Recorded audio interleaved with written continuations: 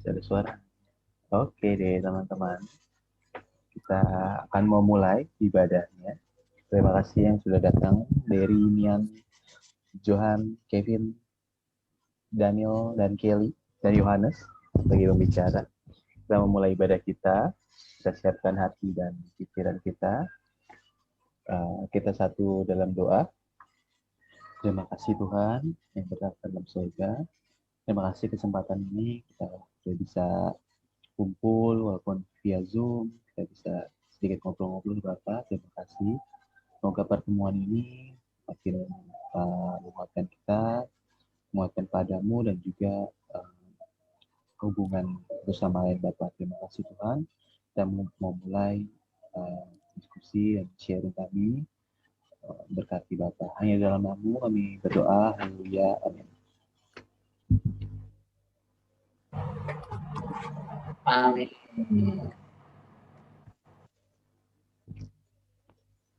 Lu dua device-ness. Dua device. Oh iya, biar terasa makin rame.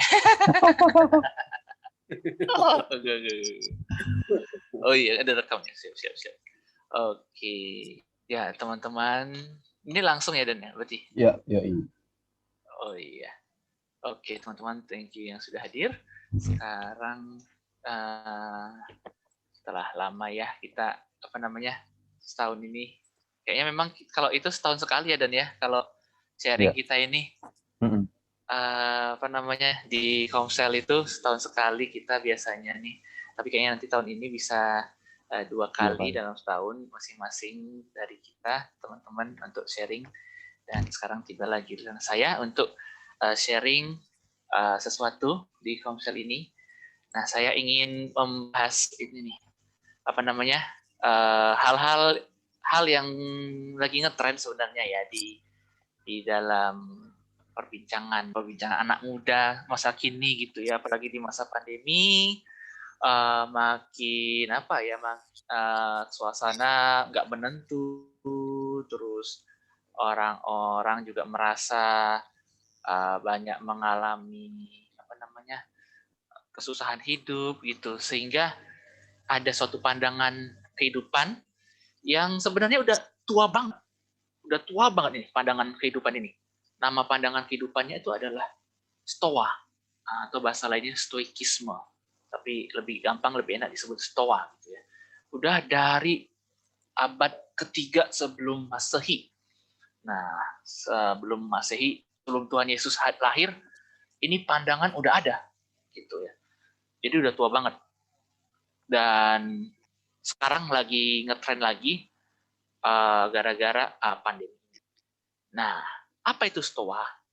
Dan apakah sebenarnya Stoa ini bisa kita gunakan juga dalam kehidupan kita sebagai orang Kristen? Apakah bertentangan atau tidak? Atau bisa saling mendukung begitu? Nah, jadi kita diskusi hari ini tuh mau berkisar itu. Oke. Jadi kita pertama kayaknya kenalan dulu ya dengan Stoa gitu. Ini udah. Oke. Kita kenalan dulu. Kita mengenal Stoa dan tokoh-tokoh yang mendirikannya, yang menemukan Stoa. Oke. Jadi Stoa itu tadi seperti sudah disebutkan ya, itu muncul 300 sebelum Masehi di sebuah pasar di Athena. Jadi ada pasar yang ramai banget gitu ya dekat pelabuhan, di mana orang-orangnya itu di sana itu nggak cuma pedagang gitu ya. Jadi nggak hanya bertukar barang tapi juga bertukar ilmu. Nah, pasar itu kalau nggak salah namanya adalah Aregona gitu ya di Athena, dan pasar itu ramai banget. Nah, ada orang-orang pintar itu banyak ngumpul di suatu kayak gazebo ya, gazebonya orang Yunani ya, bentuknya kayak gini nih. Nah, gazebo orang Yunani ini ada tiang-tiangnya gede-gede ya, yang ya khas lah ya, khas gedung Yunani. Nah, tiang inilah yang disebut sebenarnya Stoa. Nah, jadi orang-orang Stoa maksudnya itu adalah orang-orang yang sering diskusi di bawah tiang-tiang raksasa ini. Nah, jadi diskusinya itu ya tentang kehidupan, tentang masalah-masalah yang dihadapi orang-orang banyak, dan lebih banyak itu tentang bagaimana hidup yang bahagia. Begitu diskusi yang terjadi di pasar Athena tadi di tahun 300 Masehi. Nah, jadi pemimpinnya itu namanya adalah Zeno. Dia dari negara Siprus. Nah, kira-kira beginilah orangnya, mukanya ya. Zaman dulu belum ada foto, adanya tukang pahat patung sama pelukis. Jadi beginilah kira-kira mukanya si Zeno, pemimpin dari diskusi di bawah tiang-tiang Stoa. Nah, jadi dari diskusi itu jadinya malah muncul aliran pemikiran begitu ya. Dari diskusi di tahun 300 ini, di mana pandangannya itu yang terpenting adalah tentang kebahagiaan. Seperti inilah kira-kiranya. Pandangan daripada kebahagiaan menurut kaum Stoa tadi. Jadi kaum Stoa berdasarkan diskusi-diskusi yang terjadi gitu ya, mereka sepakat bahwa manusia itu tujuan utamanya ya bahagia gitu ya. Ya masih relate lah dengan kita sekarang ya. Apa yang kita lakukan ya, kita mau makan, kita mau minum, kita mau tidur, kita mau nonton ya, mau jualan, mau bikin warung gitu. Nah, kita berharap suatu saat kita akan bahagia dari sana. Begitu. Nah, namun kalau kita sekarang ini kan apa yang kita namakan bahagia itu seringkali di zaman modern ini terbatas pada feel happy ya. Kalau kita sekarang ini ya, apa yang kita anggap bahagia itu ya, kita merasa senang, kita merasa enjoy, kita merasa apa namanya, kita merasa puas gitu. Nah itu kan yang banyak orang di zaman modern ini anggap sebagai kebahagiaan. Tapi menurut orang-orang Stoa, kebahagiaan itu nggak cuma sekedar feel happy. Kebahagiaan itu nggak cuma merasa senang, merasa puas, merasa enjoy. No, nggak cuma itu aja. Tapi yang disebut dengan kebahagiaan itu adalah suatu keadaan. Keadaan yang being blessed. Apa maksud being blessed? Terberkati. Atau bahasa lainnya itu sejahtera. Begitu. Kehidupan yang sejahtera. Nah, kehidupan yang sejahtera itu gimana? Gitu ya. Gimana itu kehidupan yang sejahtera? Gimana kehidupan yang diberkati itu? Nah, jadi kalau menurut kaum Stoa, ya kan, diberkati atau sejahtera itu kalau kita punya karakter yang baik atau kebajik. Jadi kalau karakter kita penuh dengan kebajikan, kita karakternya itu baik, itu kita itu being blessed. Kita itu terberkati. Kita itu sejahtera. Kita itu sejahtera. Dan dengan kebaikan dan kebajikan, kita bisa bahagia. Nah, itu pandangan utama Stoa mengenai kehidupan. Hidup kita adalah untuk bahagia, dan bahagia bisa dicapai dengan kebaikan karakter kita. Nah, itu pandangan utama. Nah, gimana karakter yang bajik itu seperti apa menurut para Stoa? Apa ukurannya karakter yang baik itu? Nah, jadi orang-orang Stoa itu ya berpedoman pada 4 kebajikan utama menurut filsafat Plato. Nah, Plato lebih tua lagi, yaitu dari ribuan tahun sebelum, ratusan tahun lah sebelum Masehi. Gitu. Jadi menurut Plato ada 4 kebijaksanaan utama, kebajikan utama saya. Kebajikan utama. Pertama, yang harus dimiliki manusia untuk bahagia nih, ya kan, untuk supaya blessed tadi, supaya sejahtera, kita harus memiliki kebijaksanaan. Apa maksudnya? Kebijaksanaan itu artinya kita penuh pertimbangan dan selalu menggunakan akal pikiran kita. Nah, itu yang pertama. Yang kedua, kita harus punya keteguhan. Apa artinya? Keteguhan artinya adalah kita itu berani dan tidak goyah karena situasi. Jadi kita mantap gitu dalam menjalani sesuatu. Kita mantap, mau keadaannya susah kek, mau keadaannya lagi dipenuhi dengan suasana yang hura-hura kek, kita teguh melaksanakan apa yang kita anggap benar. Begitu. Nah, apa yang tadi kita sudah pertimbangkan dengan kebijaksanaan kita. Nah, yang ketiga, kita harus punya keadilan. Nah, keadilan ini adalah kita berlaku benar dan tidak merugikan orang lain. Nah, itu definisi keadilan menurut para Stoa dan juga menurut Plato juga nih. Jadi kalau kita sudah moralnya udah benar dan kita nggak merugikan orang lain, itu udah adil. Dan kita harus memiliki ini untuk bahagia. Dan yang keempat adalah pengendalian diri. Pengendalian diri itu apa? Kita bisa mengontrol pikiran, perasaan, dan kehendak kita sesuai dengan nilai-nilai yang tadi nih, yang 3 tadi gitu. Jadi pikiran, perasaan, dan kehendak kita itu bisa kita atur supaya sesuai dengan keadilan dan kebijaksanaan kita, dan juga yang tadi juga keteguhan kita. Nah, kenapa orang-orang Stoa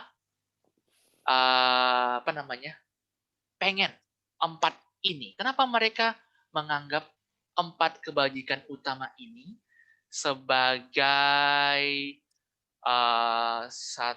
sebagai syarat untuk mendapatkan kebahagiaan? Kenapa?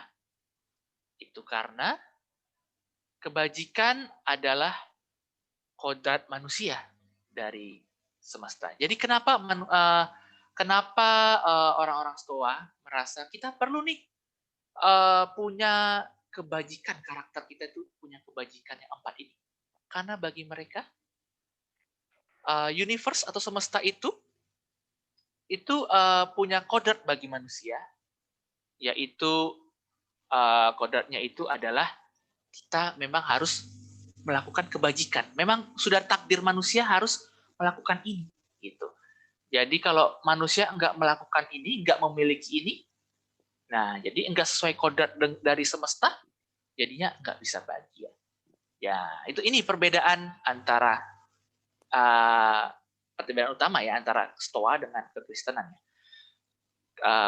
Orang-orang Stoa tidak menganggap Tuhan itu sebagai pribadi soalnya.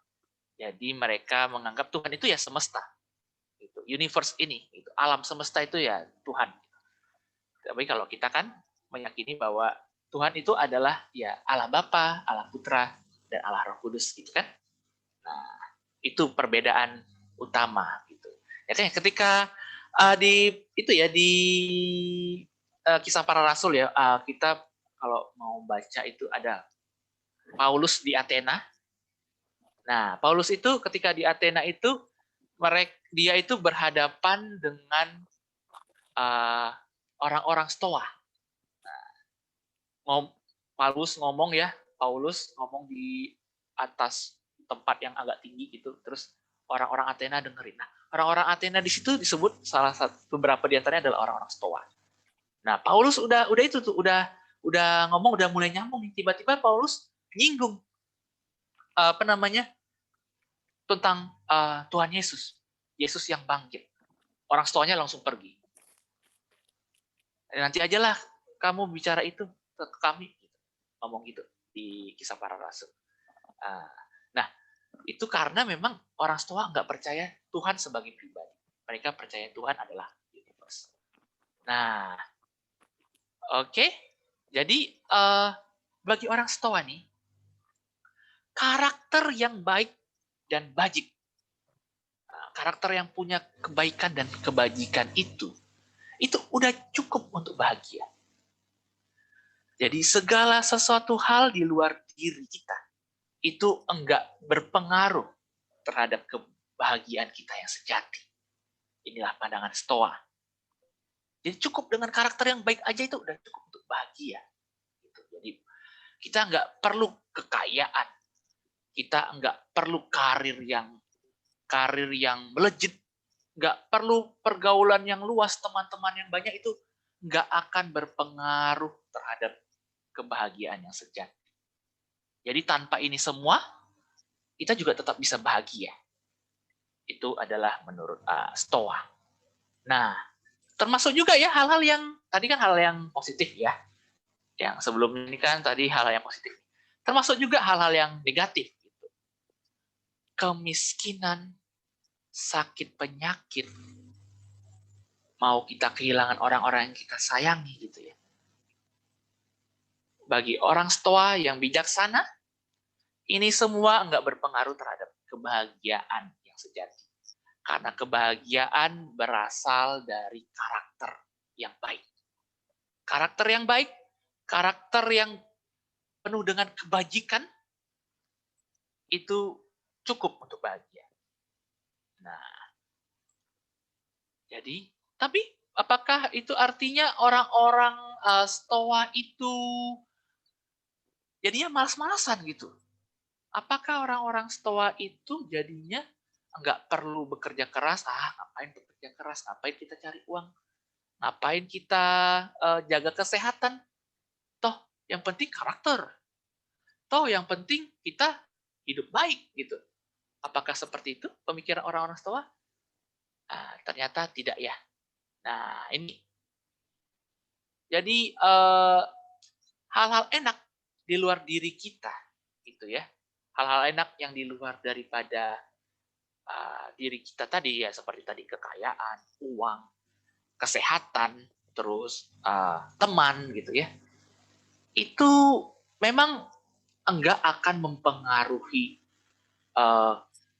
kebahagiaan kita. Tapi hal-hal enak itu bisa menjadi alat untuk mencapai kebajikan, untuk mencapai kebaikan. Nah, ini kata-kata dari Seneca, seorang penasehat kerajaan di zaman Kaisar Nero ya. Dia bilang, lebih mudah menjadi orang baik saat kita memiliki uang daripada saat kita miskin. Dan lebih mudah kita berbuat kebajikan bila kita sehat dibandingkan kita sakit. Jadi, hal-hal enak tadi itu jadi alat, jadi instrumen, bukan tujuan.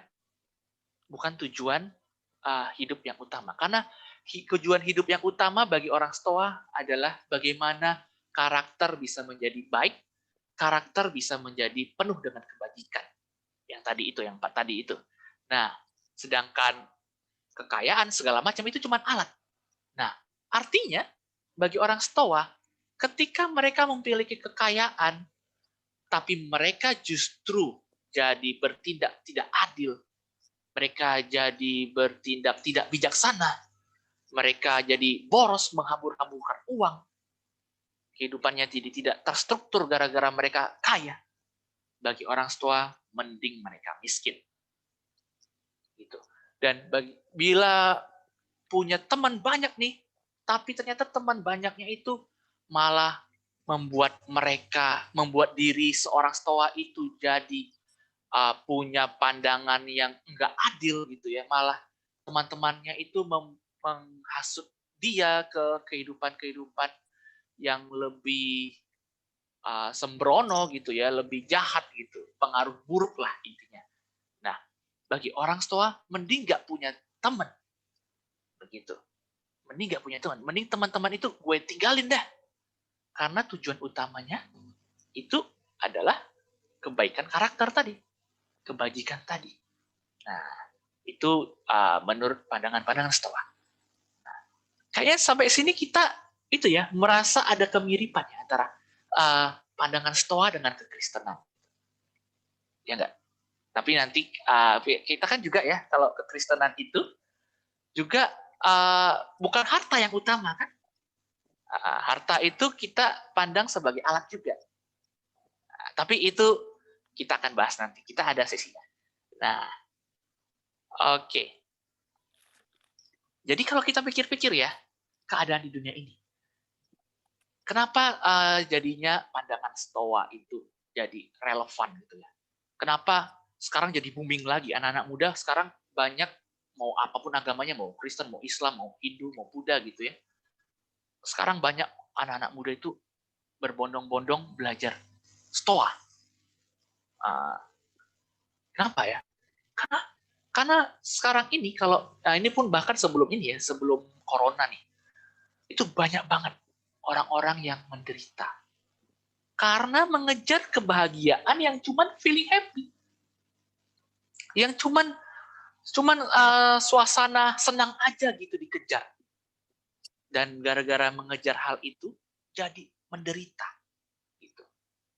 Contoh ya, orang-orang ya sekarang tuh anak-anak muda tuh banyak banget itu yang dia merasa dirinya itu enggak berharga, merasa dirinya itu enggak enggak layak gitu ya untuk hidup gara-gara melihat konten-konten sosmed teman-temannya yang serba happy, jalan-jalan ke luar negeri gitu, atau melihat temannya di sosmed usahanya lancar gitu ya, usahanya sukses, bergelibang harta, pakaiannya bagus-bagus gitu. Terus anak muda jadinya ada banyak yang merasa, aduh aku hidup gue gini-gini doang. Hidup gue cuman ya gini-gini aja, kerja doang, nggak punya usaha yang sukses, cuman kerja capek-capekin badan doang gitu, nggak bisa keluar negeri, pakaian itu aja. Banyak orang yang akhirnya merasa sedih dan akhirnya depresi gara-gara ya melihat orang-orang itu tadi yang seperti itu. Ada orang yang akhirnya memilih boros untuk membelanjakan uangnya gitu ya. Udah penghasilan pas-pasan tapi pengen dilihat supaya dirasa sukses sama orang lain gitu. Akhirnya dia menghambur-hamburkan uang gitu. Banyak banget seperti itu. Dan ada lagi yang lain demi supaya bisa merasa happy larinya ke narkoba. Itu ya. Padahal kan apa yang kita lihat di sosmed itu misalnya. Kan orang lain mau memposting apa nggak bisa kita kontrol. Ya kan? Nggak bisa kita kontrol. Gitu.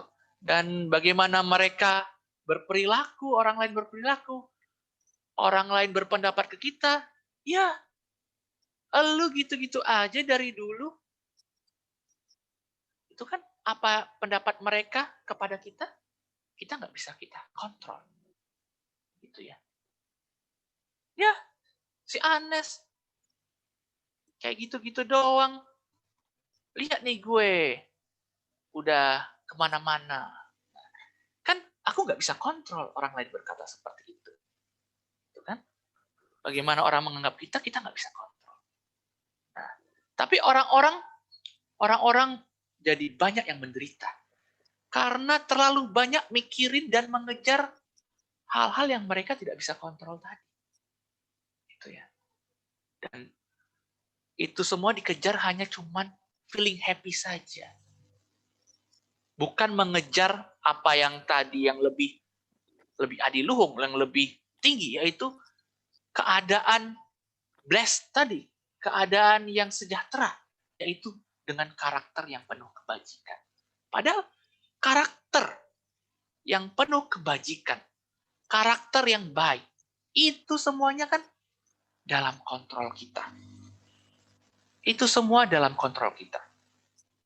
Menurut orang Stoa, hanya dengan memiliki karakter yang baik tadi, kita bisa bahagia. Dan karakter kita, kontrolnya ada di dalam diri kita. Jadi sebenarnya kebahagiaan menurut Stoa itu cukup simpel. Ini dia. Kebahagiaan menurut Stoa. Bagaimana orang Stoa itu bahagia? Menurut Seneca, cukup pilih 3 aja. Nah, yaitu pertama, kita punya kerelaan hati untuk menerima apa yang tidak bisa kita kontrol. Kita punya keberanian untuk mengubah apa yang bisa kita kontrol. Dan yang ketiga, kita punya kebijaksanaan untuk membedakan keduanya. Nah, bagian kebijaksanaan ini ya, minggu lalu teman kita Jacob itu udah panjang lebar sebenarnya cerita ya. Kalau belum hadir di minggu lalu bisa dengerin itunya lah, videonya di sharingnya Kak Marini minggu lalu tuh. Teman kita Jacob menjelaskan panjang lebar bagaimana membedakan apa yang bisa kita kontrol dan yang tidak bisa kita kontrol. Nah, 3 ini. Jadi ketika kita bisa membedakan yang mana yang bisa kita kontrol dan yang mana yang tidak bisa kita kontrol, ya udah, kita jadi lebih lapang gitu. Nah, kita bisa lebih lapang. Contoh ya, ketika kita nih ya, Ko Johan lah misalnya, kita ambil contoh Ko Johan. Ko Johan udah berusaha berusaha maksimal dalam usahanya untuk mematenkan ikan arwana, bukan mematenkan, maksudnya menjual ikan arwana gitu ya. Nah, tapi tiba-tiba terjadi virus melanda. Ikan arwana jadi bawa penyakit. Waduh, tiba-tiba ada penyakit yang tertular, yang bisa menular dari ikan arwana. Akhirnya usaha Ko Johan gitu ya, udah promosi ikan arwana di sosmed, udah bikin konten bagus gitu ya. Ikan arwana udah dikasih makan yang bergizi gitu, biar sehat gitu. Ternyata ada virus gitu yang bisa membahayakan manusia gara-gara penularannya lewat ikan arwana. Ko Johan bisa kontrol nggak itu virus itu muncul? Nggak bisa kan? Nah, Ko Johan bisa memilih. Apakah Ko Johan ngambek? Ko Johan jadi merasa sial bukan main gitu ya? Aduh, gimana sih nih? Atau Ko Johan merelakan? Ya udahlah, memang nggak bisa aku kontrol virus ini. Ya kan? Apa yang aku lakukan pun udah maksimal. Ya gimana? Virusnya udah muncul. Gitu. Ya sama juga dengan orang-orang yang mencari pekerjaan ya di masa-masa pandemi ini. Gitu. Dia udah berjuang keras gitu ya di dalam pekerjaannya. Gitu. Lalu akhirnya mencari pekerjaan maksud saya. Tapi gara-gara pandemi dia nggak dapat pekerjaan. Karena pada akhirnya perusahaan-perusahaan semuanya serba susah gitu ya kan. Nah, di masa pandemi gitu, dia jadi nggak bisa mencari pekerjaan gitu. Nah, dia kan nggak bisa kontrol pandemi ini. Kan apa yang bisa dia kontrol? Yang bisa dia kontrol adalah bagaimana dia bersabar, dia tetap mencoba untuk melamar pekerjaan ketika ada lowongan. Ya kan dia memperkaya dirinya, menggunakan waktu luang yang ada, supaya dia semakin menguasai banyak hal gitu ya, sehingga kalau ada lowongan-lowongan yang mungkin bukan keahlian daripada jurusan kuliahnya, gara-gara dia sudah memperkaya diri di waktu luangnya, dia bisa ambil. Itu kan yang bisa dia kontrol kan. Tapi kondisi pandemi kan dia nggak bisa kontrol. Nah, jadi dia orang tadi itu dia memilih untuk melakukan apa yang dia bisa kontrol.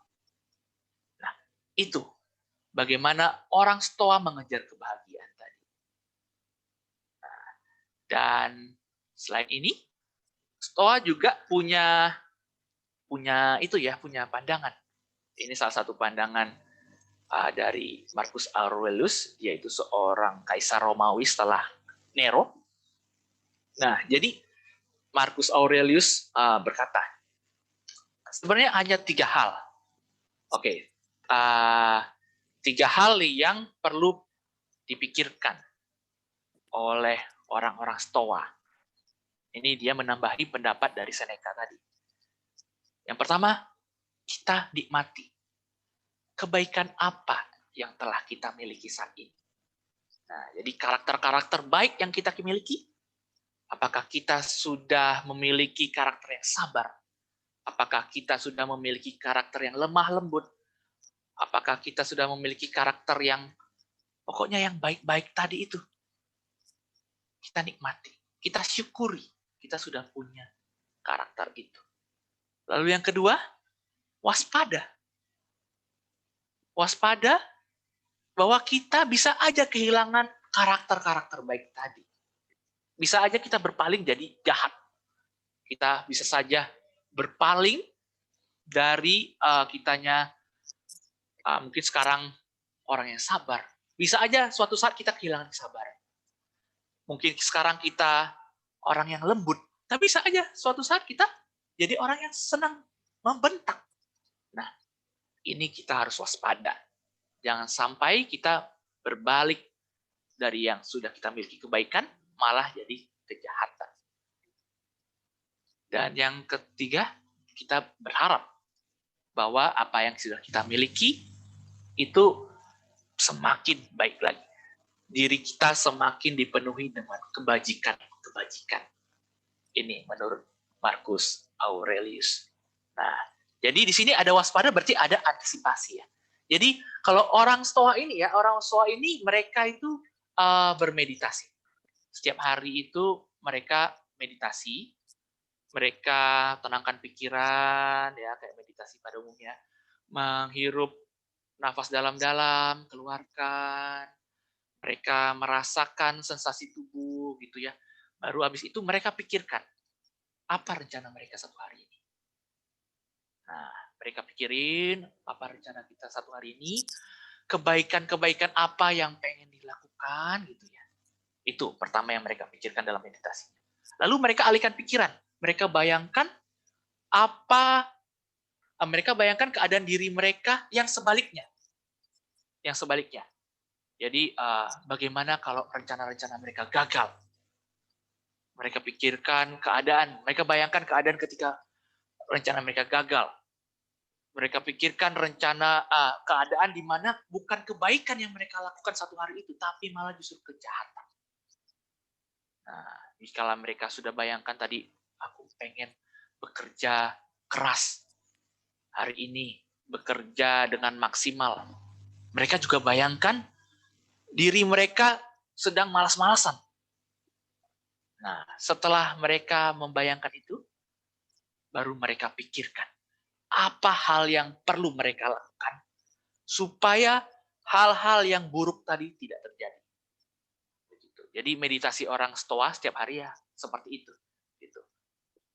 Setelah mereka bayangkan apa yang mereka ingin capai, mereka bayangkan kemungkinan-kemungkinan buruk, terus mereka pikirkan apa yang bisa mereka lakukan supaya kemungkinan buruk tadi enggak terjadi. Gitu. Nah, jadi mereka ya melakukan apa yang bisa mereka kontrol. Tadi itu. Yang mereka tidak bisa kontrol, mereka tidak akan ambil pusing. Ya kan? Yang tidak bisa dikontrol, tidak mereka ambil pusing. Oke, jadi kita sudah berkenalan ya dengan Stoa ya. Sekilas memang mirip dengan kekristenan. Nah, sekarang kita ingin nih, bagaimana Stoa ini kita gunakan, tapi dengan terang Kristiani.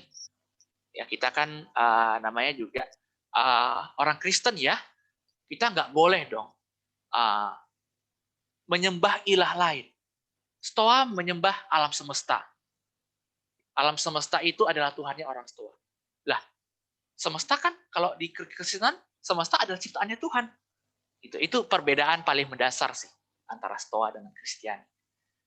Nah, tapi pandangan-pandangan Kristiani gitu ya, itu bisa membuat pandangan Stoa ini jadi lebih lebih lengkap gitu. Oh ya Kak Daniel, monggo Kak. Sukses pindahannya Kak. Mantap. Oke. Nah, siap. Oke, jadi bagaimana pandangan Kristiani itu bisa membuat pemikiran Stoa ini lebih lengkap dan tentunya sejalan dengan apa yang Allah mau. Gitu ya. Oke, kita mulai dari awal banget ya. Kita mulai awal banget. Nah, tadi ya, Stoa itu kan menganggap semua manusia itu pengen bahagia. Kita terangi pemikiran ini dengan terang Kristiani. Apa hasilnya? Kita menyadari Allah ingin manusia berbahagia. Jadi nggak hanya manusia yang ingin bahagia, tapi Allah juga ingin kita manusia itu berbahagia. Makanya ada ucapan bahagia Tuhan Yesus di atas bukit. Berbahagialah kamu bila kamu membawa damai. Karena bla bla bla bla. Itu kan ada banyak, ada 10 ucapan bahagia. Namun perlu digarisbawahi ini bahwa bahagianya orang Kristen terutama dalam ucapan bahagia itu juga bukan sekedar feel happy. Nah, tapi juga being blessed. Kalau kita lihat di Alkitab King James, kata berbahagia itu bukan be happy you, tapi bless you. Kata berbahagia itu di Alkitab King James. Asal kata Yunani-nya adalah makarios. Jadi makarios itu bukan hanya sekedar perasaan, tapi bahagia yang di bawah ini. Bahagia yang berkenan di hadapan Allah. Jadi apa itu being blessed menurut kacamata Kristiani kita? Itu adalah berkenan di hadapan Allah. Nah, ya. Jadi kalau orang Stoa bilang being blessed itu adalah berkarakter yang baik, penuh dengan kebajikan, tapi kita terangi dengan sinar Kristiani, being blessed adalah berkenan di hadapan Allah. Dan berkenan di hadapan Allah adalah sumber kebahagiaan. Apa itu? Berkenan itu gimana? Nah, kita masih bisa pakai kebajikan utama Plato dengan terang Kristiani. Nah, tadi Plato bilang ada 4 kebajikan yang bakalan bisa bikin kita bahagia ya. Nah, kalau kita terang ke-4 kebajikan ini, kita bisa terangi. 4 kebajikan Plato ini juga bisa kita gunakan supaya berkenan di hadapan Allah. Tapi dengan terang Kristiani. Gimana itu? Pertama, tadi kebijaksanaan ya. Nah, kebijaksanaan kalau tadi menurut orang Stoa, itu kan kebijaksanaan itu ya gimana kita itu bertindak sesuai dengan pertimbangan. Kalau di dalam kekristenan, apa yang namanya kebijaksanaan itu adalah bagaimana kita bertindak sesuai dengan rema, yaitu sesuai dengan firman Tuhan yang berbicara dalam diri kita. Gitu. Jadi bagaimana kita kita kan sudah banyak sering yang mendengar firman Tuhan, bagaimana kita sudah mendengarkan banyak khotbah gitu ya. Nah, khotbah-khotbah itu kan akan menjadi rema. Dan rema itu menuntun kita kepada kebijaksanaan. Lalu, kita juga harus punya keteguhan. Keteguhan dalam ilmu Kristen ini gimana? Tentu saja setia pada iman terhadap Kristus dan langit baru, bumi baru, apapun keadaannya. Jadi kalau misalnya kita sudah berada dalam keadaan yang keadaan yang susah misalnya, dalam keadaan yang susah. Mungkin bisnis kita lagi mandek, atau mungkin kita di kantor sedang tidak dalam keadaan yang baik gitu ya. Mungkin apa yang kita usaha-usaha kita berkarya, mungkin kita bikin lagu tapi ternyata tidak disambut baik misalnya gitu. Nah, kita harus tetap teguh pada keyakinan kita bahwa ada Kristus yang akan menghibur kita. Bahwa dunia ini sementara, yang sejati adalah langit baru dan bumi baru. Nah, begitu juga dengan keadilan. Bagaimana keadilan menurut terang Kristiani? Tentu kalau menurut Stoa kan keadilan itu adalah bagaimana kita itu tidak merugikan orang lain. Tapi dalam terang Kristiani, enggak cuma sekedar tidak merugikan orang lain. Tapi bagaimana kita itu lebih banyak memikirkan orang lain. Bagaimana kita menjadi berkat kepada orang lain. Enggak cuma kita enggak rugiin orang lain aja. Tapi bagaimana kita jadi berkat. Menjadi roti yang terpecah dan anggur yang tercurah bagi orang lain. Seperti Kristus juga demikian ya. Menjadi roti dan anggur yang tercurah bagi orang lain. Itulah keadilan ketika kita menerangi dengan terang Kristiani. Dan yang terakhir, pengendalian diri. Pengendalian diri itu enggak hanya bagaimana kita mengontrol pikiran, perasaan, dan kehendak kita supaya sesuai dengan nilai-nilai. Tapi lebih dari itu, orang Kristen mengendalikan diri supaya bagaimana pikiran, perasaan, dan kehendaknya itu sama dengan pikiran, perasaan, dan kehendak Allah. Nah, ini. Jadi kalau kita istilahnya apa ini? Selem dan demut ya, selem dan demut. Bagaimana pikiran dan perasaan dan kehendak yang kita miliki itu sama dengan pikiran, perasaan, dan kehendak Allah. Jadi nggak cuma sekedar baik, tapi memiliki karakter Allah, karakter Kristus. Nah, itu ya. Kalau 4 kebajikan utama dalam terang kekristenan. Nah, jadi seperti tadi sudah disinggung ya, berkenan di hadapan Allah itu sebenarnya sudah cukup untuk bahagia. Ya, kalau orang Stoa, menjadi baik itu cukup untuk bahagia. Orang Kristen bilang, berkenan di hadapan Allah cukup untuk bahagia. Kita sebenarnya enggak perlu untuk berkenan itu, enggak perlu harta yang banyak, enggak perlu karya yang melimpah, enggak perlu teman-teman yang sealium gambreng banyaknya gitu ya. Kita enggak perlu untuk berkenan di hadapan Allah punya itu. Karena yang dilihat Allah itu adalah diri kita dan bagaimana kita berusaha untuk berkenan. Jadi Allah melihat diri kita dan usaha kita untuk berjuang berkenan di hadapannya. Bukan dari hal-hal yang di luar diri kita. Gitu ya. Termasuk juga ya yang tadi ya. Apakah kita kaya, apakah kita miskin? Kita sehat, apakah kita sakit? Itu juga tidak akan menentukan apakah Allah berkenan bagi kita atau tidak. Karena yang dilihat sekali lagi adalah usaha kita dalam berusaha untuk berkenan.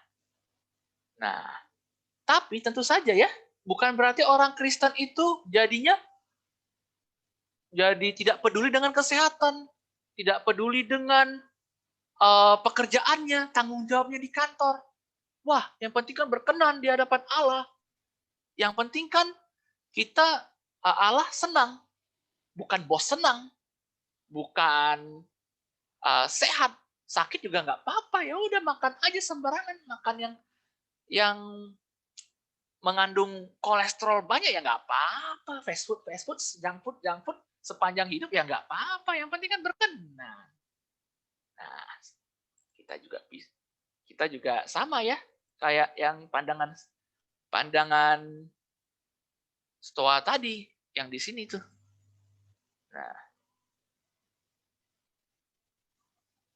Nah, seperti tadi, memang benar Allah itu tidak melihat hal yang di luar. Tapi bagaimana kita punya sesuatu ya, kita memiliki uang, itu bakalan lebih efektif bagi kita untuk mendatangkan kemuliaan bagi Tuhan, ya kan? Ketika kita memiliki uang, kita lebih bisa berkarya bagi Tuhan. Ketika kita punya banyak teman, kita punya banyak relasi, kita bisa lebih mudah untuk mendatangkan kebaikan kepada lebih banyak orang untuk kemuliaan Tuhan. Jadi walaupun Allah tidak memandang apa yang kita miliki, tapi apa yang kita miliki itu bisa membuat kita lebih efektif menjadi alat Tuhan untuk membatangkan kemuliaan bagi namanya. Nah, jadi ya tentu saja ya, kalau misalnya kekayaan bikin kita jauh dari Tuhan, mending kita lepaskan kekayaan kita. Tapi ketika kekayaan itu membuat kita lebih dekat kepada Tuhan, lebih bisa membuat orang lain datang kepada Tuhan, ya kita perlu memperjuangkan kekayaan juga. Karena kekayaan adalah alat yang efektif bagi kita untuk mendatangkan kemuliaan bagi Tuhan. Nah, jadi kalau dalam kacamata kekristenan, banyak orang yang menderita itu bukan hanya sekedar mereka mengejar feel happy aja, tapi banyak orang menderita karena enggak tahu bahwa satu-satunya tujuan hidup itu adalah berkenan di hadapan Allah. Gitu. Banyak orang menderita itu karena mengejar berkenan di hadapan manusia, berkenan di hadapan sosmed, orang-orang di sosmed, berkenan di hadapan like yang banyak gitu. Akhirnya orang-orang menderita. Akhirnya orang-orang jadinya mati-matian untuk memenuhi itu semua dan jadinya tidak bahagia. Itu karena mereka tidak tahu bahwa sebenarnya satu-satunya tujuan hidup itu ya berkenan di hadapan Allah. Hanya berkenan di hadapan Allah saja yang perlu dikejar dalam kehidupan ini.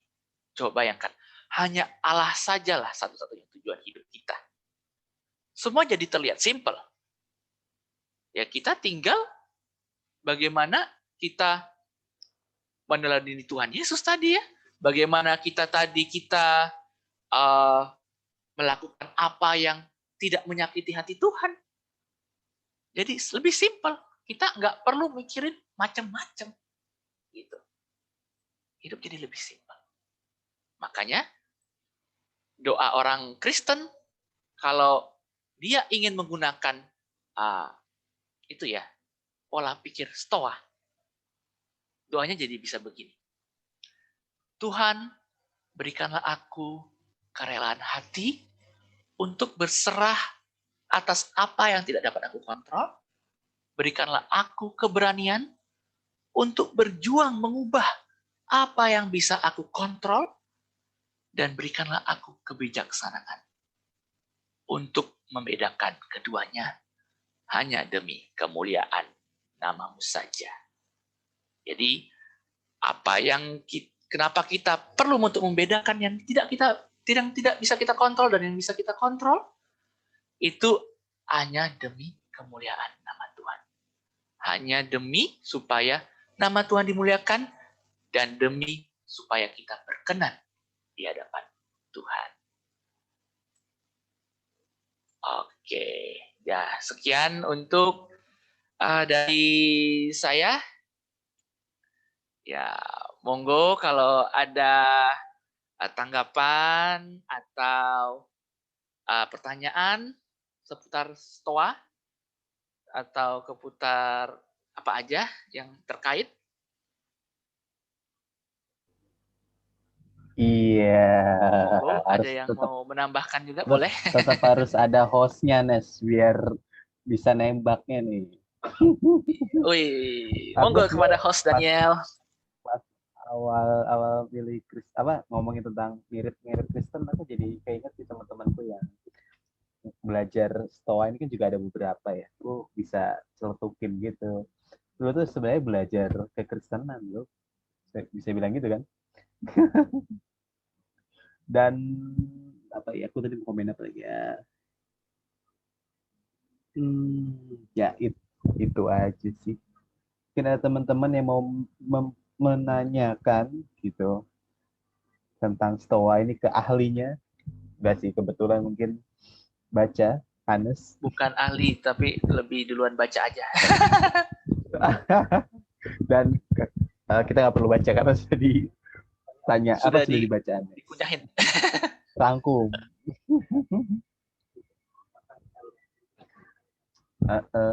Tapi aku malah sebenarnya mikir itu juga sih, Nes, ketika posting gitu ya kan, jadi kayak mikir kayak ini apa namanya, jadi apa, buat bersyukur atau buat apa namanya, atau malah buat orang kebanggaan diri gitu ya kan, mungkin itu sih penerapannya ya, mungkin salah satu penerapan sederhana ya soal stoik ini mungkin gitu.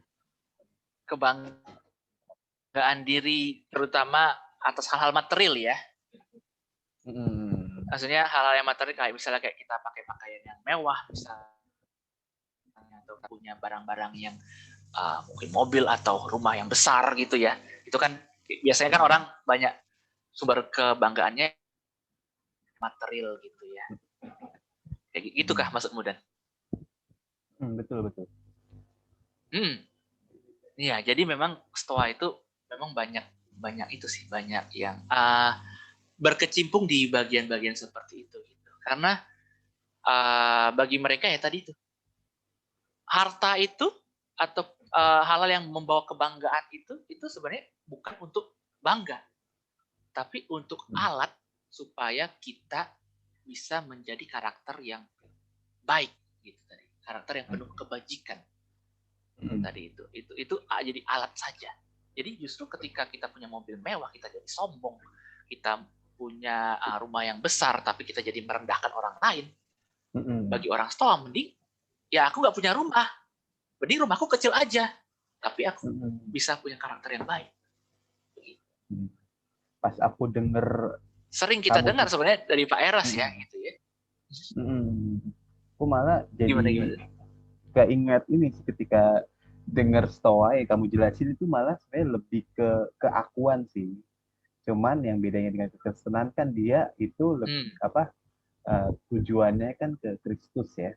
Kalau Stoa mungkin kayak keakuan banget nih gitu.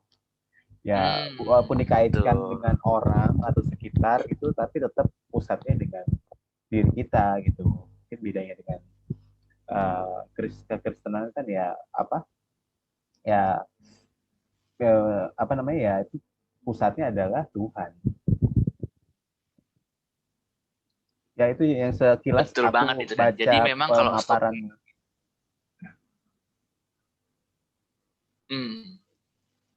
Betul banget. Memang Stoa ini itu sih apa namanya sangat individual ya, pusatnya memang diri sendiri seperti kata Daniel tadi. Makanya kita perlu terangi kan dengan terang Kristiani. Jadi kayak tadi yang namanya keadilan, contohnya tadi salah satu kebajikan utamanya kan keadilan kan. Kalau bagi Stoa kan yang penting nggak merugikan orang lain. Tapi bagi kita orang Kristen justru nggak cuma sekedar nggak merugikan, tapi kita menerapkan kasih kepada orang lain, di mana kasih itu kan lebih sedikit memikirkan diri kita, lebih banyak memikirkan orang lain. Kan prinsip kasih seperti itu kan, seperti Tuhan Yesus gitu.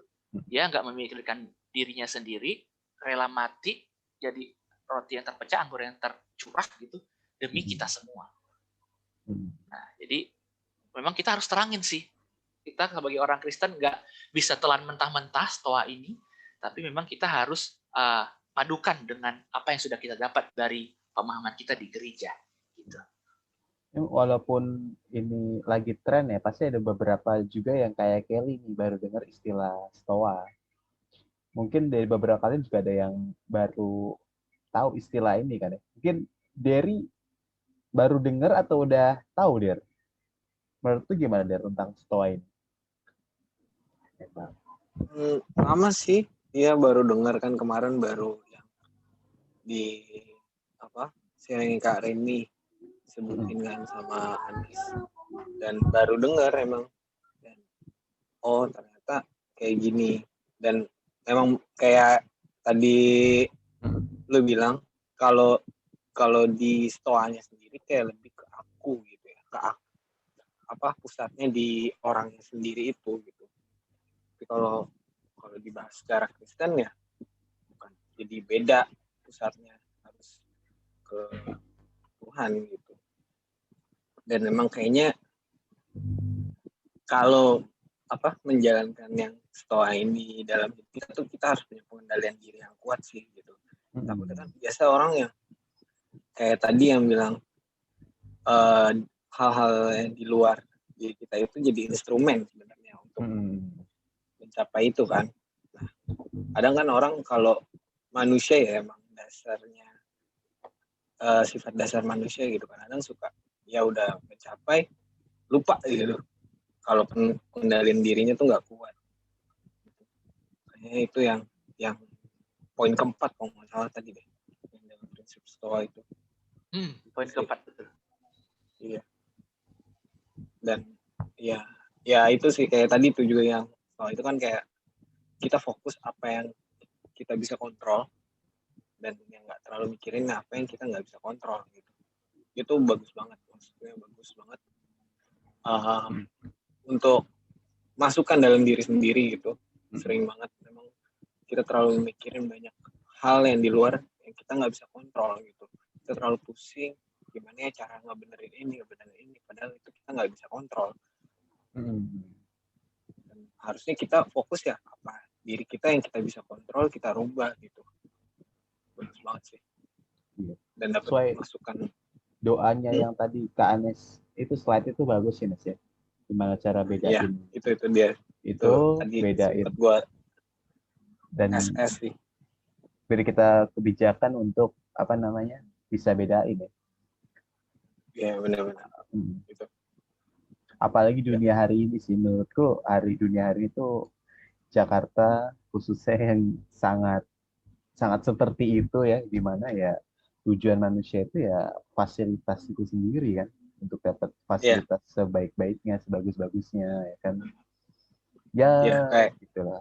Gue ngeliat kalau orang-orang temen gue sih kebanyakan gitu ya, kayak sekarang lebih banyak fokus sama dirinya dia untuk ngebahagiain diri dia gitu. Kayak tadi bilang kayak kerja ya udah fokus dia tuh mau makan apa yang dia makan, mau dia beli apa yang dia beli. Jadi kayak sekarang tuh pemikiran orang buat nabung, buat apa kayak gitu tuh kayak lebih jarang sih kalau di anak-anak muda sekarang. Lebih ya udah gue udah kerja, ya ini untuk kerjanya untuk gue gitu. Terus kayak buat ke lain-lain tuh mereka jarang. Ya udah berapa aja besok kayak gimana sih gitu. Sekarang sih yang banyak gue lihat. Iya, setuju. Itu dia dari Derry. Thank you, makasih Derry. Ya mungkin ya bener juga kata yang Anes. Jadi maksudnya Derry, Bang Derry gimana kan? Oh iya, enggak. Enggak, gimana maksudnya Mas? Anes delay. Tadi aku delay soalnya. Kan tadi kata Bang Derry gimana kalau misalnya tadi anak-anak muda ya Bang Derry ya tadi jarang nabung lagi gitu ya, sekarang lebih banyak menikmati di masa sekarang makanan itu, tontonan lah gitu segala macam, menggunakan uangnya untuk supaya mereka merasa puas gitu ya. Merasa puas. Nah itu kalau menurut orang-orang Stoa tadi itu justru jadi perhatian tuh kan, tadi soalnya happiness yang dikejar dengan tadi beli makan yang pengen gitu kan, terus jalan-jalan kepengen, itu kan sekedar feeling happy aja kan, tadi feeling happy gitu. Nah feeling happy. Nah sedangkan kalau menurut pandangan Stoa justru yang lebih dikejar itu adalah bagaimana punya karakter gitu, bagaimana punya karakter. Nah ya memang pada akhirnya apakah dengan dia makannya enak-enak, dengan dia pergi jalan-jalan ke tempat-tempat tadi, bila mana itu memang membuat karakter yang penuh kebajikan dan kebaikan, ya menurut filsafat Stoa, pandangan hidup Stoa ya itu adalah alat yang patut dia pakai sih. Tapi justru kalau misalnya itu malah hanya berupa pemborosan aja, tidak membangun karakter, justru orang Stoa akan menentang. Begitu. Betul. Aku jadi kepikir sih ya, feeling happy kita atau orang dunia hari ini kan ya feeling happy ya punya benda ini, punya makanan, bisa nyoba makan itu, punya ini, punya itu menurutku ya apa ya, pemikiran stoa itu banget sih, relate banget ya.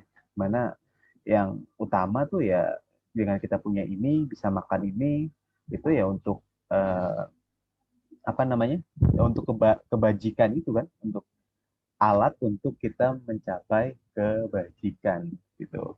Berbeda dengan hari ini kan, gimana kita menjadi baik ya supaya kita bisa punya ini, punya itu, bisa Nah, makan ini, bisa itu. Walaupun cuma terbalik, tapi ya nah, itu. betul. Kebalik tapi jadi Balik beda bedanya banget udah ya. jauh, iya. Udah jauh banget, betul. Mungkin kita mau, Iya, itulah. Jadi apa yang jadi tujuan akhirnya sih? mungkin kita mau dengar juga nih dari teman kita, mungkin Bang Johan nih. Bang Johan baru dengar istilah ini nggak, Bang Johan? Wis ya. Di unmute juga, unmute dulu Bang Johan. Baru sih ini, baru dengar sih. Baru dengar ya? Iya, cuman kalau tentang pengontrolan diri sih ya terjadi juga gitu di hidup saya gitu, Daniel ya. Ini sih udah lama ya kejadiannya, setahun yang lalu lah itulah. Dulu dari Medan gitu dulu kan. Jadi teman papa saya gitu kan. Ibaratnya jodohin saya gitu, Daniel. Waduh. Sama cewek. Cuman marketing ya di bank tuh, di marganya apa, di marganya? Medan. Hah? Marganya apa, marganya? Ya, agamanya kita sih Buddha ya, Konghucu gitu ya. Oh. Ya kan sama teman bapak saya gitu kan, udah lama, setahun yang lalu ya itu ya. Itu perjalanannya ya begitu, Daniel. Jadi 2 bulan hubungan lewat telepon, WA gitu ya. Wah, menurut saya sih namanya kita cuma lihat video call ya. Kalian saya juga pengen ketemu gitu. Ya udah akhirnya berangkat ke sana gitu. Jadi akhirnya berangkat ke sana. Jadi berangkat 5 hari ya, nginap di sana gitu. Jadi dia ketemuan, dia sama temennya berdua. Jadi jemput saya ya di mana? Di mana ya? Di itu apa? Kolonia. Airport gitu kan. Di airport di Medan kan, perjalanan 2 jam kan, lewat laut kan Sumatera Utara itu kan. Ya udah, nyampe sana tetap disambut. Namanya udah perkenalan 2 bulan kan cuma lewat telepon doang, telepon, video call, WA kan dikenalin. Ya udah sampai sana udah dijemput di airport, ya udah ke hotel, taruh barang dulu, baru jalan lagi gitu. Ya jalan-jalan lah selama 5 hari lah gitu lah. Ke mall, kita nonton apa semua bertiga sama temennya. Jadi temennya cewek satu, dia cewek gitu kan. Jalan-jalan ke time zone apa semua gitu kan. Time zone. Ya udah, pas udah itu hari terakhir tuh udah mau balik Jakarta, udah dianterin saya ke airport lagi gitu, Daniel. Nah, dan udah anterin ke airport lagi, ya udah pulang gitu. Pas 2 hari kemudian saya telepon lagi, udah nggak diladenin gitu, Daniel. Wah, waduh, udah nggak diladenin ya. Ghosting gitu. Aneh juga nih, udah perjuangannya udah ibaratnya ke apa gimana ya? Namanya itu kan pengontrolan diri ya, itu yang keempat atau keberapa tuh, pengontrolan diri. Jadi menggebu-gebu. Namanya orang Jakarta Medan udah bela-belain kan, udah jauh begitu, udah perjuangan itu kan, udah korban batin juga, perasaan, emosi ya. 2 hari kemudian saya telepon, nggak diangkat, waduh, repot nih. Itu udah posisi udah 5 hari jalan sama dia gitu. Ini bukan video call lagi, langsung ke kota dia di Medan kan, jauh itu, Pematang Siantar itu kan. Udah telepon udah nggak diladenin, video udah nggak diladenin. Wah, berarti saya juga udah, dia bilang akhirnya saya telepon terus, diangkat juga gitu. Wah, mendingan dia bilang nganggap sebagai friends gitu, jadi sebagai teman aja gitu. Nah, dari kejadian itu saya juga ini ada yang menguatkan juga, Daniel, ada satu ayat ya. Efesus 4 ayat 32. Hendaklah kamu ramah seorang terhadap yang lain, penuh kasih mesra, saling mengampuni, sebagaimana Allah dalam Kristus mengampuni kamu. Nah, itu semenjak kejadian itu saya tetap mengampuni dia. Karena kan kenapa? Tuhan Yesus saya disalib, dipaku tangannya, dia mengampuni dia. Semua orang yang menyakiti dia. Kalau saya nggak mengampuni, saya rugi sendiri saya. Nanti buat ke depannya nanti jadi kepahitan. Mendingan kita udah ketemu di orangnya langsung, di situ biarpun jauh, dia mau sebagai teman kayak apa kayak, yang penting kita udah berjuang. Daripada kita 2 bulan telepon-teleponan nggak jelas kan, ini kan langsung samperin orangnya. Kepastian, betul. Dia juga setuju juga. Udah 5 hari begitu, wah saya bilang udahlah, lebih baik saya mengampuni. Kalau saya nggak mengampuni rugi. Jadi saya jadi jadi kan bisa cabut akar kepahitan gitu kan pengontrolan diri gitu kan. Jadi kayak gimana ya, orang udah penasaran kan, kalau nggak selesai kan rugi itu. Lebih baik mengampuni ya, saya pikir udah jodoh saya gitu kan.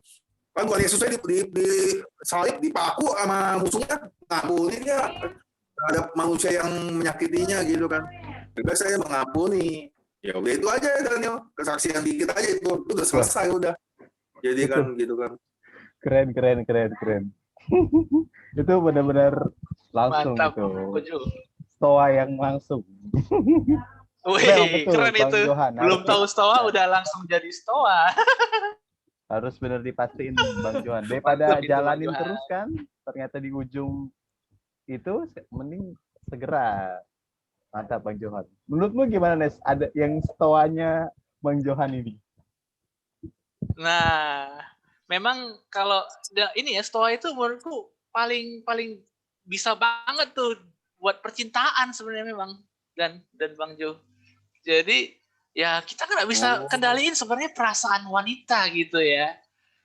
Ya kita mau berbuat apa kek, mau berbuat sebaik apapun kek, kita mau udah kita ladenin semanis apapun gitu ya, kita nggak bisa kendalikan perasaan lawan jenis kita kan ya. Yang bisa kendaliin perasaan dia ya diri dia sendiri kan.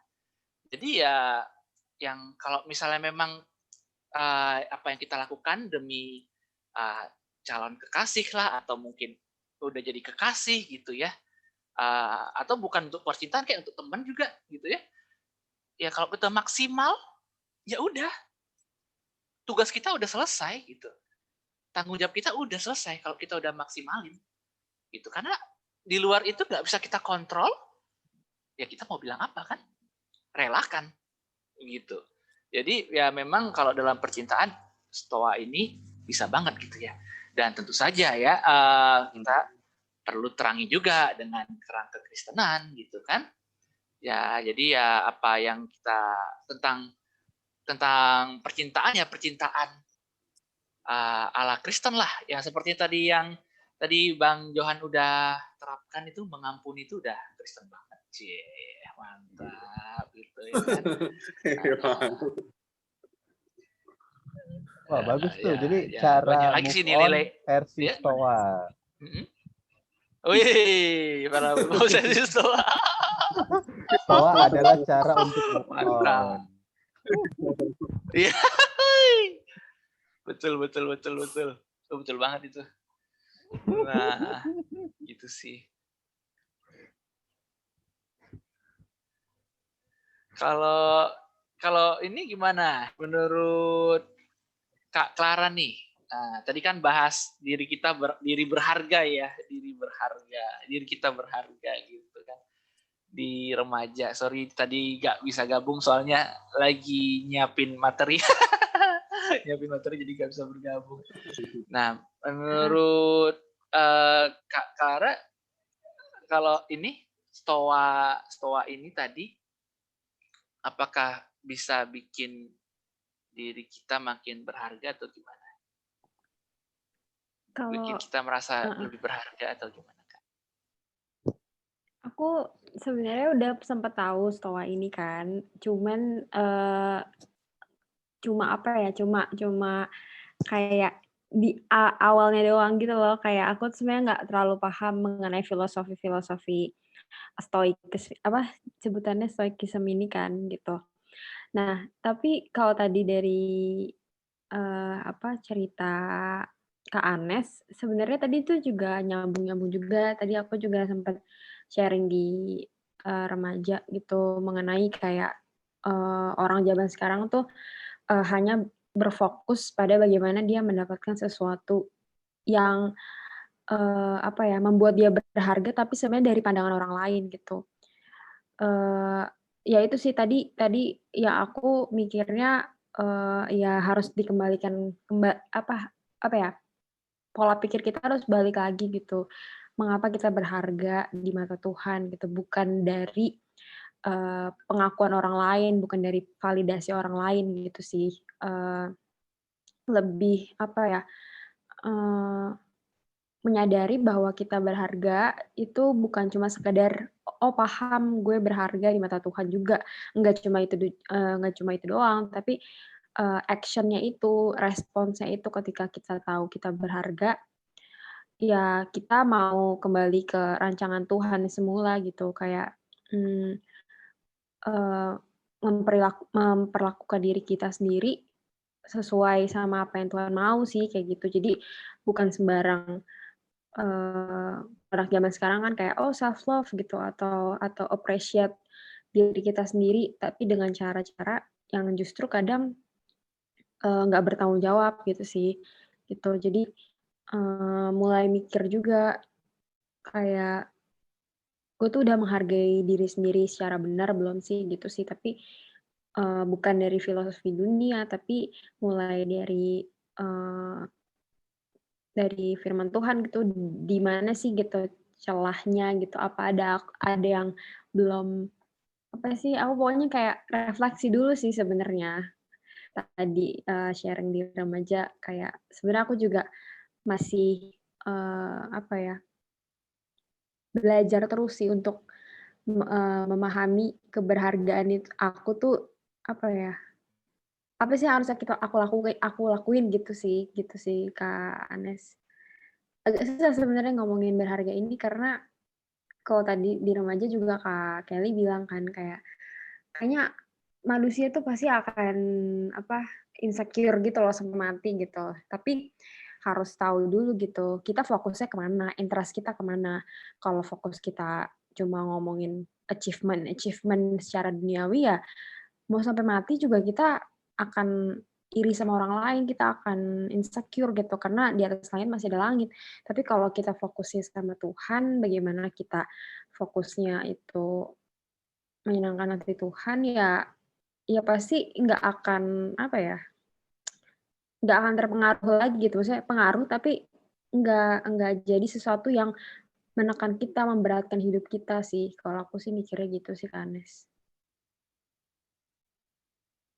Itu saja dari aku. Mantap. Oh ya, jadi Bapak bocoran nih. Apa namanya, sharing remaja tadi. Ya, tapi memang sih benar kalau itu ya. Nah, bahkan orang-orang stoa pun ya, itu enggak bisa, maksudnya bagaimana merasa insecure itu kan sebenarnya hal yang manusiawi banget. Gitu. Maksudnya ketika kita tertimpa sesuatu lah, misalnya kesedihan, terus kita merasa sedih, itu kan manusiawi banget gitu kan. Kita ketimpa tadi kasus Bang Johan ya, di ghosting sama gebetannya gitu kan. Itu kan kalau kita sedih manusiawi banget gitu loh. Maksudnya ya emang alamiah gitu. Pasti manusia ya kalau udah cinta terus ditinggal pasti kan bakalan sedih, nggak mungkin enggak gitu kan. Gak sih sedih gitu. Tapi kalau ini ya tadi bagaimana tadi itu orang stoa itu mereka sebenarnya latihannya itu adalah meditasi.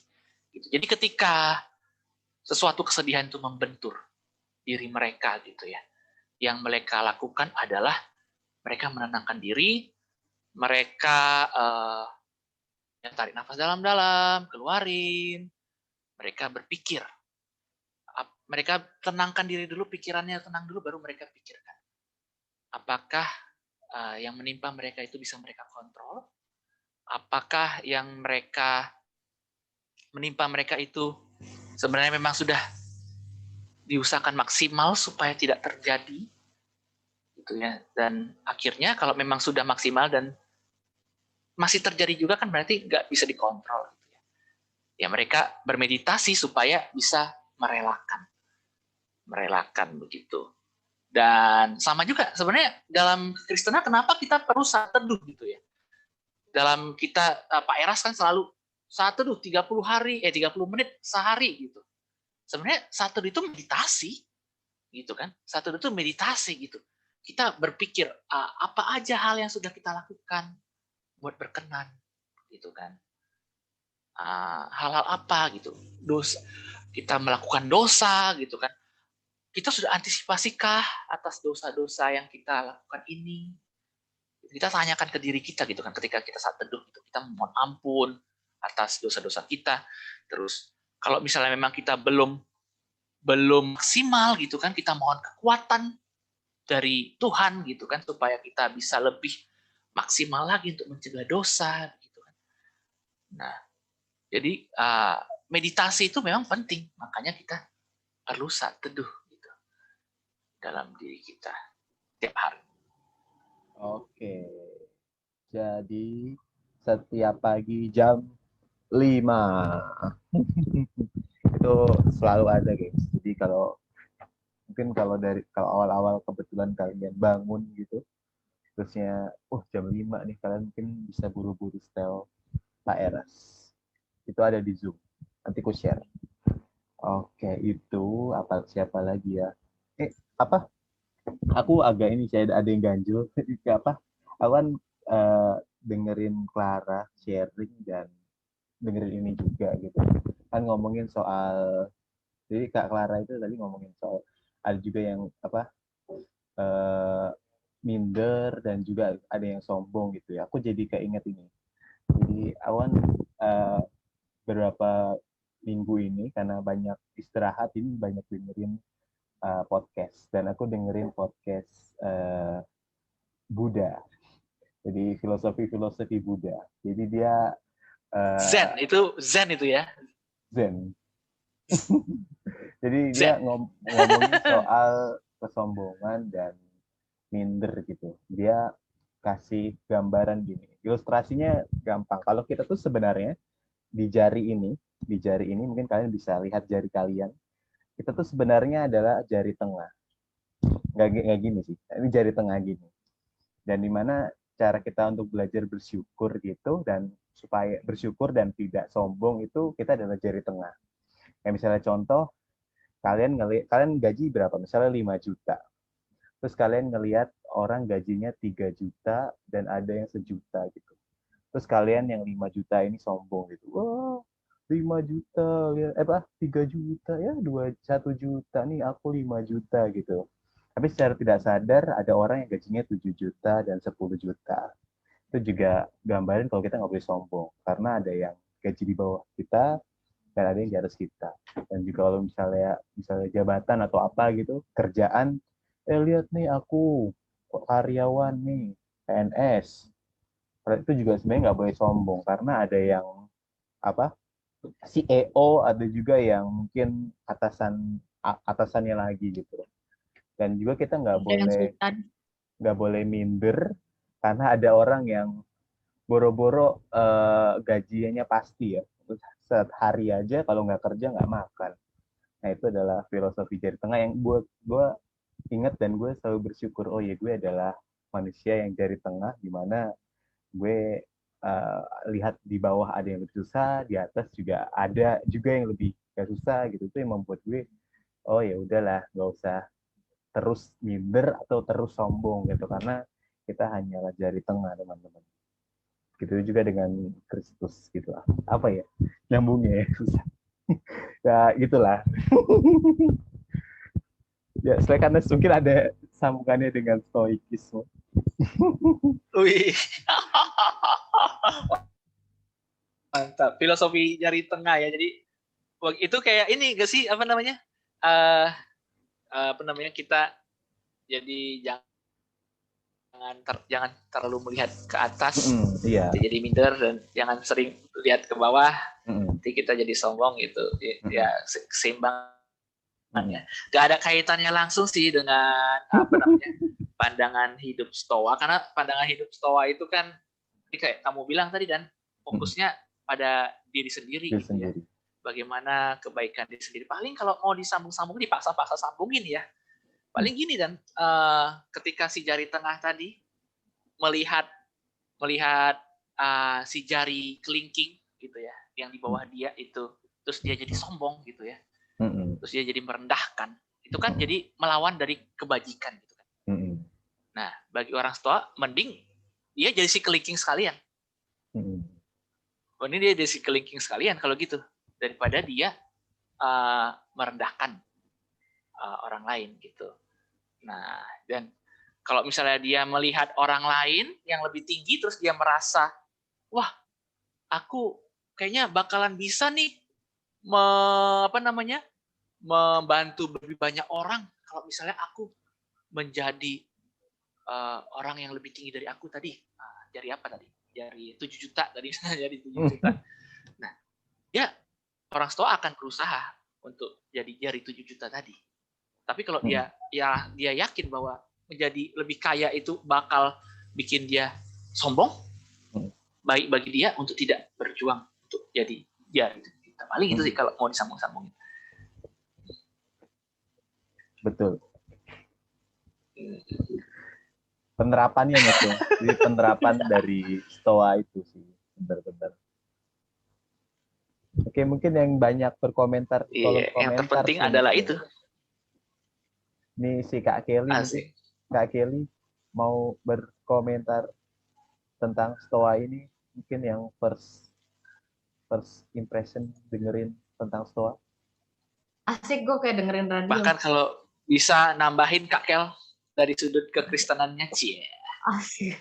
Lu mesti lo kalau ngobrol sama Anes, maksudnya endingnya dari sudut kekristenan, berasa gue tua banget bagian kekristenan. Enggak, tapi gue tuh di tengah-tengah kita ngobrol tuh gue baru menyadari, gue pernah denger stoikism memang. Tadi lu sempet nyebut, cuman gue nggak ngeh. Jadi Stoa itu stoikism gitu ya? Yang betul. Betul ya, jadi kayak, ya udah lu fokus sama hal yang you can control, sementara yang you cannot control ya let go lah. Itu gue sempet seliuran, tapi memang akhirnya tidak selengkap yang Aneh sampaikan. Aku dengerin dari tadi, asli gue kalian bikin podcast apa enak tau nggak dengerin kalian, luar biasa. Anyway, nggak beneran enak banget, apalagi Anes ngebawa udah kayak radio gitu, jadi menurut gue sangat apa ya, honestly gue ternyata bukan orang yang banyak membaca tentang filosofi dan sebagainya. Jadi walaupun akhirnya gue ketika come across something like this, oh ternyata gue udah pernah dengar gitu, tapi gue nggak tahu termnya apa segala macam gitu ya. Nah buat gue secara pribadi prinsipnya bagus, prinsipnya luar biasa. Bahkan tadi ketika Anes bilang dia bersinggungan dengan kekristenan, yes, sangat baik sekali gitu. Dan mungkin ya walaupun tidak dirangkum dalam Stoa ini, kayak misalkan gue suka ngobrol sama temen kosan gue gitu ya, ketika kita melihat bahwa ini contoh paling sederhananya gitu ya, tentang hal-hal bersyukur gitu. Kadang kita suka ngaca, kan kita sama-sama cewek ya suka ngaca. Dia kan punya problem dengan jerawat gitu. Dia ngaca gitu kan, aduh tumbuh lagi nih jerawatnya gitu. Tapi dia bilang kayak gini, aku nih dengan jerawat aja cantik ya Kak, dia bilang kayak gitu. Kayaknya sengaja deh Tuhan kasih aku jerawat, kalau aku nggak dikasih jerawat kayaknya aku sombong banget, dia bilang kayak gitu. Jadi itu hal simpel yang aku pikir sedikit mirip ya, bahwa daripada gue dikasih gini, memang ada baiknya juga nih gue dikasih jerawat, walaupun at some point sebenarnya gue tahu sedang menghibur diri sendiri juga, cuman anyway lah, intermezzo gitu, it's a good thing.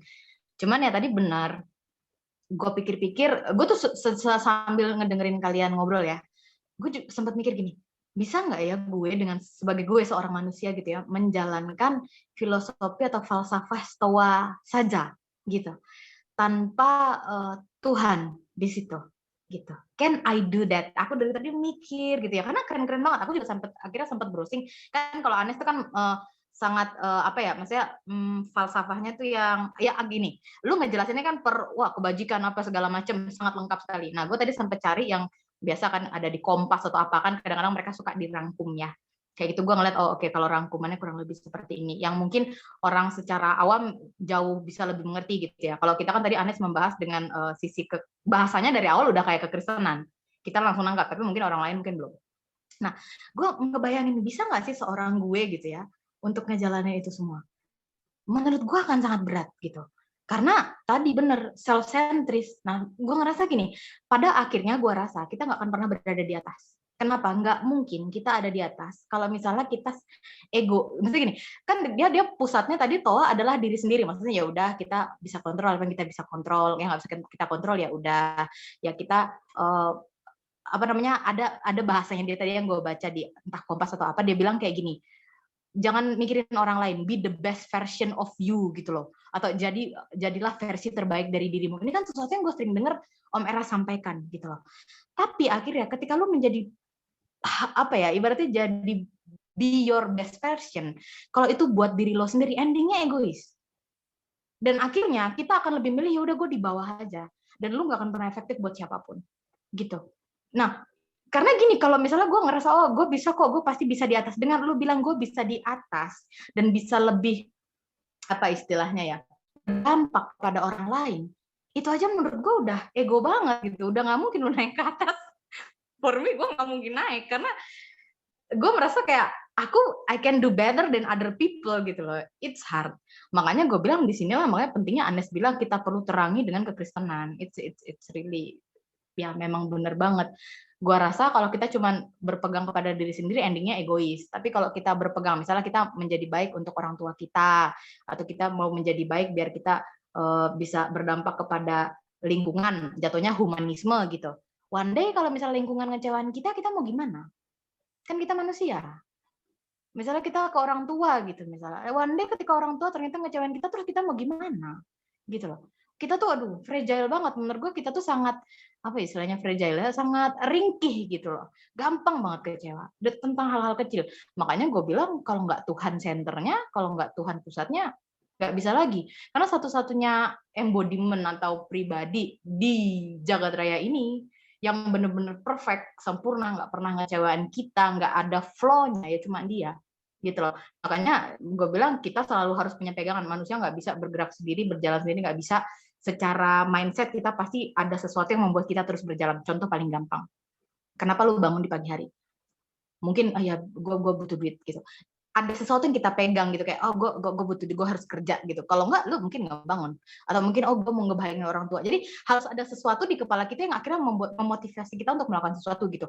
Nah balik lagi, kalau misalnya stoa hanya menjadi stoa, ya menurut gue kita nggak akan pernah efektif. Bagaimanapun juga kita akan selalu berada yang di bawah, di kelingking, karena kita nggak akan pernah merasa siap gitu.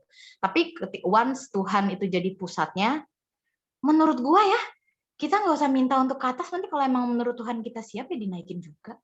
Nggak terasa kok kayak gitu ya. Makanya ya yuk prakteknya lebih susah prakteknya daripada ngomongnya asli, karena buat diri gue sendiri untuk menjadikan Tuhan sebagai utama gitu ya, kayak satu-satunya alasan gue untuk melakukan segala sesuatu itu memang belum sempurna gitu ya. Tapi ya tadi yang ketika gue ngobrol sama anak-anak remaja tadi, ya kita mulai dari gini aja deh, jadikan Tuhan alasan kita untuk melakukan segala sesuatu. Misalnya kalau kita melakukan ini ya buat Tuhan, kalau kita jadi baik ya karena memang Tuhan pengen kita jadi baik. Dari hal-hal sederhana aja gitu, nggak usah yang tinggi-tinggi. Oh kayaknya dengan gue jadi presiden gue bisa jadi lebih, ya one day memang kalau misalnya ternyata Tuhan lihat kita mampu, why not gitu. Tapi at least ya starting, ya mulai dari apa yang kita bisa lakukan hari ini lah gitu. Mulai dari motivasi kita kenapa bangun pagi. Anjay, itu gue juga masih susah, Beb, tolong. Ya gitulah pokoknya. Aman. Dah, itu aja dari gue. Mantap. Cool. Lengkap banget ya tadi ya dari Kak Kelly. Apa namanya? Tadi yang aku kutip sih satu dari Kak Kelly itu apa tadi ya? Yang Kak Kelly bilang, aduh kok jadi lupa Kak Kelly? Yang mana? Kalau gua yang itu. apa yang mana? Kalau lu apa? Yang aku tangkap dari yang paling tadi yang dari Kak Kelly itu bilang apa namanya? Oh ya itu kalau Tuhan pengen naik, ya udah pengen naik, kita bakal naik gitu. Maksudnya kita ya stoa tanpa terang kekristenan itu percuma gitu ya. Kayak Endingnya kita akan dibawa loh, Nes. Maksudnya gini, be honest with me. Gue pengen jadi tanya sama teman-teman semua, karena itu yang dari tadi ketika kita ngobrol itu yang gue bayangin. Masalah gini loh, kan stoa konsepnya adalah daripada gue di atas, kira gue nggak berdampak buat orang, mending gue di bawah kan. Bener nggak? Betul. Gue ambil simpelnya aja, bener kan? Nah tapi sekarang gini, gimana caranya kita bisa di atas? Kalau misalnya di awalnya kita ngerasa enggak, gue pasti ketika gue di atas gue bisa lebih berdampak. Di situ aja kan lu udah sombong gitu loh. Gimana you assure myself kayak gini? Misalnya gini, gue sama Anes lagi ngobrol nih ya. Kita lagi ngobrol tentang ini itu ya, Pak Jokowi rasanya periode kedua kurang efektif ya gitu. Bayangkan kalau misalnya gue yang naik di sana pasti gue lebih efektif. Lu Nes sebagai seorang warga negara Indonesia dengar gue ngomong kayak gitu, lu merasa gue sombong nggak sih? Ada aneh sih, aneh. Ya, kan? Ada sedikit kesombongan kan di sana. Minimal terbersih. Aneh, kata Daniel aneh. Diam kau. Enggak, maksudnya gue mau ngomongin bahwa karena kan gini, sebenarnya kan stoa ini tuh konsepnya bagus sekali. Bahwa ketika kita tadi ada yang aku lihat itu ya, materi dan segala macam itu mendukung kita untuk menjadi efektif gitu. Jadi pusatnya adalah bukan materinya, tapi bagaimana kita jadi efektif buat lingkungan, makin berkarakter dan sebagainya gitu loh. Tapi kalau hati kita itu loh tentang diri kita sendiri, emang bisa yakin itu materi emang buat bantu orang? Enggak yakin tuh buat materi buat beli BTS meal, hah?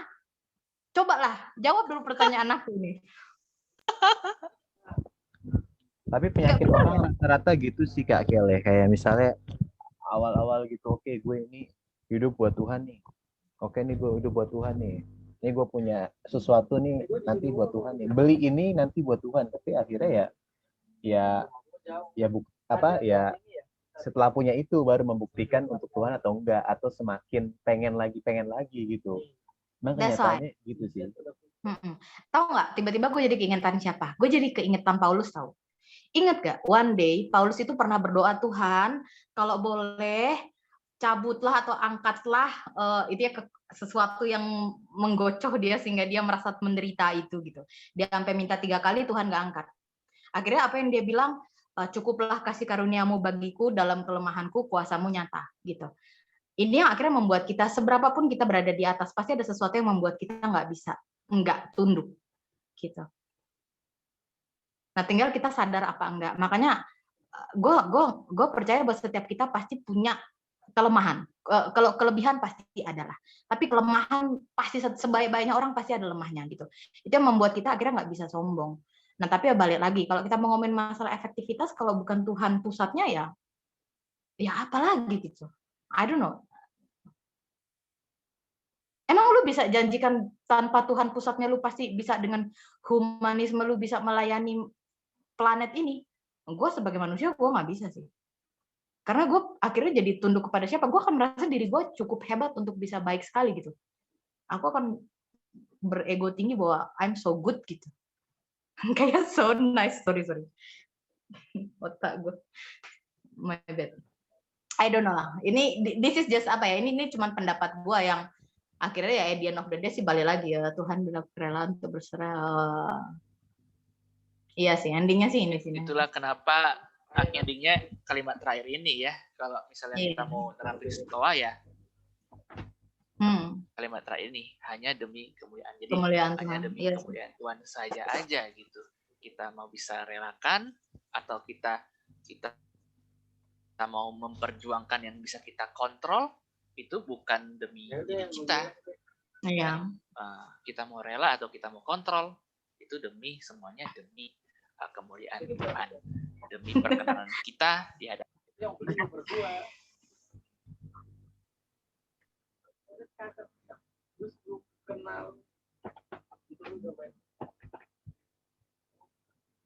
Oke, mungkin dari teman-teman di sini ada yang mau berpendapat. Mungkin aku belum dengar nih suaranya dari Kak Mian nih. Kak Mian, apa sinyalnya bisa untuk kita dengar suaranya tentang stoikisme? Halo. Bagus, Kak. Waduh, nggak bagus sih. Tadi udah patah-patah. Jelas nggak, Kak? Aku Kalau misalnya apa mau itu, Kak? Hah? aku dengar tapi kayaknya sinyalnya di sini kurang bagus. Wah, ya, sebaiknya tidak sih, Kak, karena nanti Aku akan skip. terjadi patah-patah. Oke, thank you, Kak Mian. Saya mengerti. Tapi daripada tidak ada yang dengar. Mungkin Kak Kevin, terakhir, Vin. Mau dengar? Mau ngomong nggak, Vin? Gue kan tadi lagi telepon nyokap, nggak denger malah. Waduh. Nggak nyimak. Ya, memang harus Kak Kelly yang menutup sharing kita hari ini. Atau mungkin Anes ada yang mau ditambahin? Atau ada yang tadi tidak diomongin? Cukup sih dari aku, dan paling ya itulah, semoga sharing ini makin bermanfaat, bikin kita semakin bikin kita lebih semangat ya, semangat. Dan kalau ada sesuatu yang kurang mengenakan di dalam kehidupan kita jadi tahu nih, kita harus berpikir bagaimana untuk menyikapinya supaya kita tidak terjebak pada kesengsaraan yang percuma. Karena tujuan kita satu-satunya, sekali lagi, adalah berkenan di hadapan Allah. Dan segala tindakan kita pengen supaya hanya demi kemuliaan Tuhan saja. Gitu. Oke deh, terima kasih Anas. Mungkin sebelum menutup ya, mau kasih pengumuman dulu ya, sebelum Anas tutup dalam doa dan kita foto bareng. Mungkin pengumumannya, minggu depan kita libur dulu ya, dan minggu depannya nanti ada pembicara dari luar. Dan jangan lupa, nanti aku share deh, doa paginya Pak Eras, yang tiap jam 5 itu, sama hari Senin nanti ada The Warrior. Kalau kalian suka join The Warrior yang Pak Eras jam 7. Sama apa lagi? Oh ya, mungkin nggak tahu nih boleh diomongin atau enggak di sini. Mungkin ini sih persembahan sama for your info untuk teman-teman di sini, itu gereja kita lagi butuh direnovasi, guys. Mungkin kalau kalian yang pernah ke gereja, mungkin kayak kelihatan baik-baik aja. Tapi for your information, kalau hujan itu airnya turun, guys. Jadi kan naik tangga itu kalau hujan itu udah kayak air terjun. Jadi ya itu sih, mungkin nanti aku kirim link aku kirim untuk persembahan. Nggak tahu boleh atau enggak, tapi kayaknya boleh. Ya itu aja sih teman-teman dari gue. Mungkin langsung Kak Yohanes untuk doa penutup. Ya, oke, teman-teman, kita sebelum kita akhiri ibadah kita, yuk kita bersatu dalam doa. Terima kasih Tuhan, hari ini Engkau telah memberikan kami waktu untuk dapat berkumpul di ruang Zoom ini, sehingga kami dapat saling berbagi tentang pandangan kehidupan yang kami masing-masing miliki, yang kami masing-masing pahami. Biarlah ya Tuhan, Engkaulah yang menerangi pandangan kehidupan kami, supaya kami dapat semakin memahami bahwa tujuan hidup dan juga apa yang membuat kami harus bertindak itu adalah keinginan kami untuk berkenan di hadapan-Mu, bukan keinginan-keinginan yang lain. Biarlah kami semakin yang meyakini ya Tuhan, bahwa kemuliaan-Mu sajalah ya Tuhan yang harus kami junjung tinggi, dan bukan ego kami. Dan juga biarlah ya Tuhan, satu-satunya tujuan yang kami miliki hanya supaya dapat menjadi berkenan di hadapan-Mu saja. Tuhan Yesus, terima kasih. Haleluya. Amin. Oke teman-teman, Amin. kita mau foto sebelum mengakhiri. Kak Kelly baru bangun, Kak Gel. Jangan gitu kamu nakal. Oh iya. Kak Mian mau ada sinyal untuk buka tidak ada. Loh, Lu biar rame. Hmm. Nah, kira Kak Mian itu fotonya sudah mewakili. Kita screenshot dulu. Kita hitung. 3, 2, 1. Cekrek. Nah, itu bunyinya, teman-teman. Ntar saya copy paste dulu. Sekali lagi. 3, 2, 1. Cekrek. Oke. Terima kasih. Thank you, Dek. teman-teman. Thank you, Anne, sudah sharing. Makasih, gengs, udah sharing hari ini. Tuhan Yesus memberkati, Thank you teman-teman. semua. Terima kasih semuanya sharing-sharingnya. Bye, thank you. Goodbye. Thank you. Terima kasih.